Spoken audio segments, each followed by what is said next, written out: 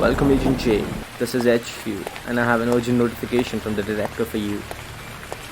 In lieu of unforeseeable events, you've been assigned a mission, the details of which are on your study. As usual, confidentiality and secrecy are of utmost importance.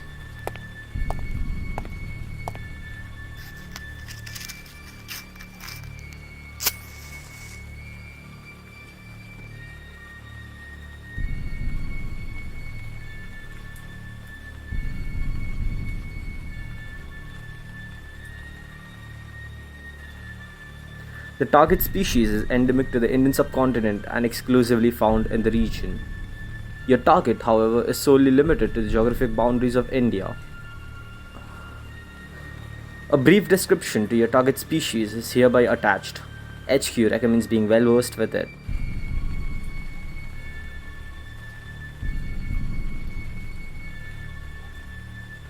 The sloth bear is a Schedule 1 species in the Indian Wildlife Protection Act 1972 and has been listed as vulnerable by IUCN. In India, it ranges from the foothills of the Himalayas to the southern tip of the Western Ghats. The Central Indian Highlands and the Western Ghats are strongholds of bear population in India. The average height of the sloth bear ranges between 2 feet 2 inches to 2 feet 9 inches. And the weight is between 60 to 150 kgs. The females are smaller than the males. Sloth bear is omnivorous and myrmecophagous, feeding extensively on insects, especially a variety of ant and termite species and different type of berries and fruits.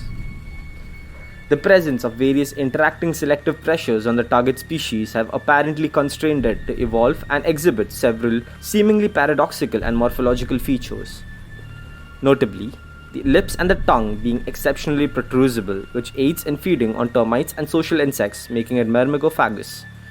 To better suit the tropic, it has no visible underfur. However, the coat is long, helping in defense from insect bites and doubling as a means to exaggerate its size to predators, simultaneously enabling the female of the target species to carry her cubs on the back defensively. Although bears have been around longer than humans, our species is yet to find a balance point that leads to harmonic coexistence. The information you see is a summary on the extent of conflict prevalent at the movement. HQ has done extensive work on the topic to determine the cause of increasing conflict scenario in the target location. The data you will now see has been collected across 7 states and ranges between 1960 to 2017. Attack location. A total of 2097 cases were recorded, out of which less than 6% were fatal to the victim. The cause for the same was subsequently studied and the results are hereby mentioned further. Activity of the victim when attacked by the sloth bear. This bit of intel holds tremendous significance to the mission. Nearly 24% of the victims were indulged in livestock rearing when the attack occurred. Agricultural activities accounted for nearly 21% of the total cases. The rest of the stats are in front of you for further analysis. One alarming factor observed was the occurrence of open defecation, making up almost 10% of the total casualties. Susceptible sex. The ratio of casualties when it comes to distribution across sexes indicated a 2.5:1 skew, males is to females. Our field team was able to conclude the reason for the same, indicating males in the target location depended heavily on forest produce or various resources from human-bear overlap areas as compared to women. Age group of victim injured or killed.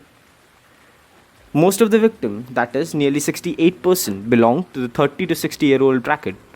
This is followed by less than 30-year-old, which made up 20% of the total casualties, and more than 60-year-old making up 8% of the total cases.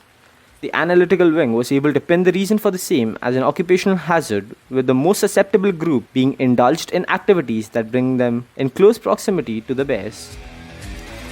Group size of the victims at the time of the conflict. Group size of the victim played a pivotal role in molding various aspects of the mission. It is observed that most of the attacks occurred when the victim was alone, nearly 58% of the times. The probability of attack went down with increasing number of people involved at the time of the conflict.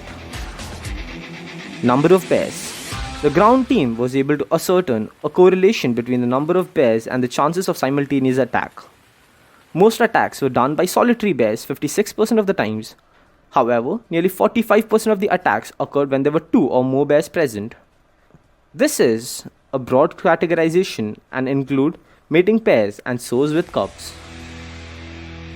Time of the attack. The time of the attack has been determined to play a crucial role in the successful completion of the mission. The attacks were majorly prominent in the early morning and evening hours. The probability of attacks happening during the daytime was comparably lower, however, least number of attacks occurred at night. J. This concludes all that the HQ holds on the target species. The mission, if we choose to accept it, would be to deploy the below mentioned mitigation strategies across the sloth bear's distributional range in the target location. Mission. Your mission includes 1. Infiltrating the government and NGOs that work on field to find lapses in usage of administrative power and to come up with better mitigatory strategies that cater to various levels of stakeholders involved.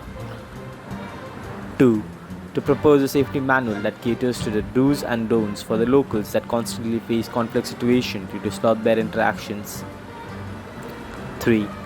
To successfully spread the existing knowledge to the upcoming generation and to educate them on the gravity of the situation to ensure a sense of commitment, ultimately leading to the formation of responsible and ecologically sound citizens in the near future. This concludes your briefing, Jay. We wish you luck.